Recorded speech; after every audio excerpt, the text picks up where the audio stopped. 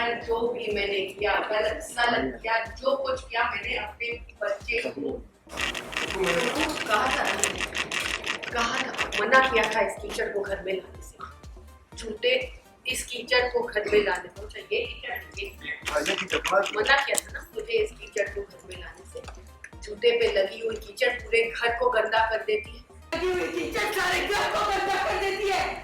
पर तूने वंदना की साइड ली। अब देख क्या हुआ मेरे बेटे के साथ, देख बर्बाद हो गया मेरा बेटा।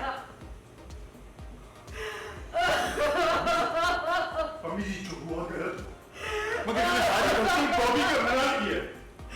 मम्मी परिवार से उनका सीधा मत बोलिए। आप बैठी बात करते हैं मम्मी जी। बातों से बहुत आगे निकल जाए गुरु जी, बात करने को बचा क्या है? और इसे देखो, बोत बन के म्यूट मोड में खड़ी है, क्योंकि इसका मकसद पूरा हो गया। मुझे बता गई तेरी हिम्मत कैसी हुई? तेरा सब कुछ करने के बाद तेरी हिम्मत कैसी हुई? तेरे दिमाग में ये बात आई कैसे? ये आदत कैसे पहुंची? कैसे? अभी प्लीज, ये कुणाल के अकेले का नहीं, ये शादी करने का डिसीजन हम दोनों का है। सूझ नहीं रहा है क्या कर रहे हो, क्या नहीं समझ में नहीं आ रहा तुम दोनों को। कोर्ट में रजिस्टर भी की होगी ना अपनी शादी। अरे शादी नहीं है, फिर बर्बादी के कागज में साइन कर दिया है। तुम दोनों क्यों किया है? क्योंकि हम एक दूसरे से प्यार करते हैं। बहुत चंगा किया कुकू कि तूने इसके गाल पे एक चपेड़ मारी है। पर तूने बात सुनी ना कि ये अकेली जिम्मेदार नहीं है, ये दोनों साथ में शामिल है। तो एक चपेड़ कस के तो इसकी वंदना की बहन के मुंह पे भी पड़नी चाहिए। समझाया तुझे, इतना प्यार से समझाया, रो के गले लग के गुस्सा करके समझाया तुझे, ये क्या रहा था तुम कभी?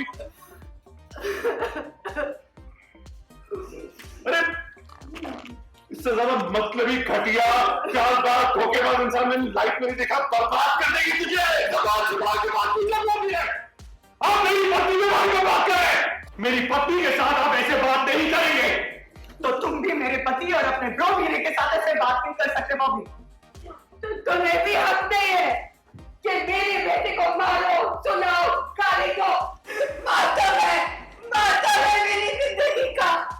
क्यों होने दिया तूने ये वंदना? क्यों? मम्मी जी, जो होना था वो हो गया।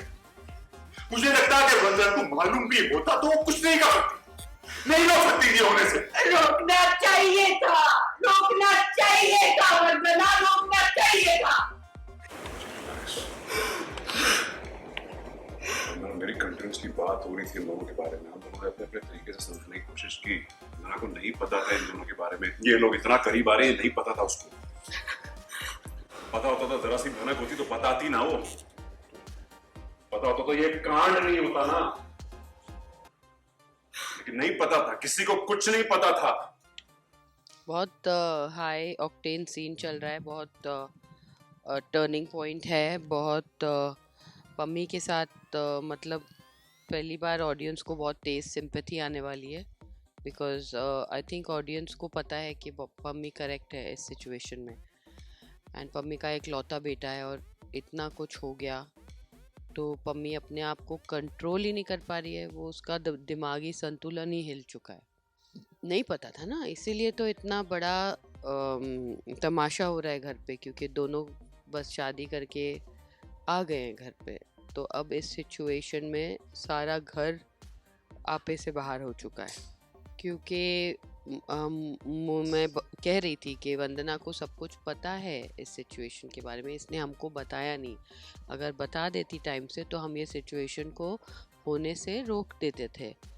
तो इसीलिए वो भी बहुत नाराज़ हो रहा है, मैं भी बहुत नाराज़ हो रही हूँ। तो एंड ऑफ द डे पूरा भुगतान वंदना को ही करना है। आने वाले टाइम में क्या होने वाला है वो सिर्फ राजन जी जानते हैं और कोई नहीं जानता। हम खुद एपिसोड बाय एपिसोड हम खुद हमारा नेक्स्ट स्टेप रिवील होता है, हमारे लिए खुद के लिए भी सरप्राइज होता है। एक्चुअली मैं आज तो पूरा ड्रेन हो गई हूँ, बिकॉज सुबह से बोली जा रही हूँ, रोई जा रही हूँ, बोली जा रही हूँ, रोई जा रही हूँ, बोली जा रही हूँ, रोई जा रही हूँ। तो आज मुझे ऐसा लग रहा है मैं बहुत मैराथन भाग के आई हूँ, थकावट हो गई है एक, मतलब बहुत हद से ज़्यादा मैं ड्रेन्ड महसूस कर रही हूँ।